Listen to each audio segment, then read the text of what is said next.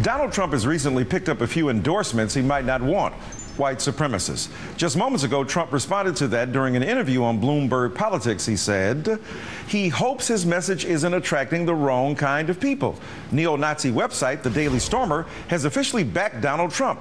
The group praised Trump's, quote, willingness to call Mexicans as criminals, out as criminal rapists, murderers, and drug dealers. Trump also apparently has a white supremacist fan in North Dakota. Craig Cobb has reportedly been trying to buy small towns to create white-only communities. The Grand Forks Herald reports Cobb wants to buy Antler, North Dakota, where the population is in the 20s. He wants to rename the small city Trump Creativity or Creativity Trump. The namesake is based on Cobb's Creativity movement, a religion that reportedly teaches that white people are superior. And David Duke, a former Grand Wizard of the Ku Klux Klan, also made comments supporting Trump on his radio show. I'm joined now by Mark Potok, Senior Fellow at the Southern Policy Law Center. Mark, did I say your name right? What is your correct pronunciation? Potok is right. It's the Southern Poverty Law Center. All right, Southern Poverty Law Center. Thank you, sir. So your organization, of course, well known, and of course, in the light of the recent death of Julian Bond, monitors hate groups. How widespread is their support of Trump? Very widespread. It is really remarkable to look around the white supremacist sites and the various blogs and so on. I mean, across the board, it seems that these groups are talking about how wonderful Donald Trump is. David Duke talked about his incredibly great positions on certain things and so on.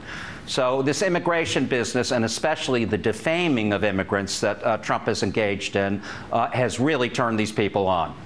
So when we talk about the way in which Trump speaks to their views, how do we put him in the context where we understand just what the wolf whistling that is going on, potentially could be going on, and the explicit embrace of some very troubling viewpoints at the same time? Well, I think that at the end of the day, Trump is espousing what are clearly white nationalist positions, positions that dovetail perfectly with some of the positions of David Duke and his ilk. So I think that is really what's happening. I mean, what is in his mind, we don't know. I mean, I think at the end of the day, Trump is an actor. He's a kind of Glenn Beck figure. So who's to say what's going on inside his head?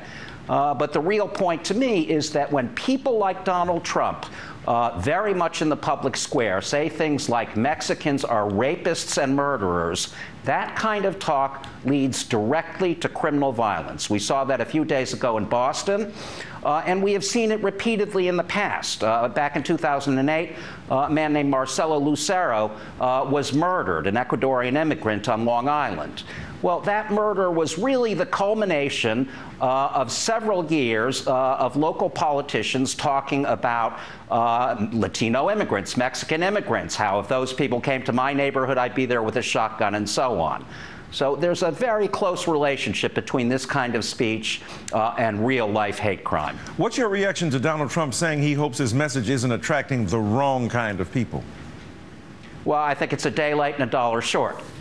You know, when Trump first responded to that awful hate crime in Boston, where two white men were arrested for beating up and urinating on a Latino homeless man, you know, his reaction was, well, my people are passionate. In other words, he didn't condemn it at all until the next day when obviously he was leaned on, probably by his own people, to say something that didn't sound like an endorsement of a hate crime.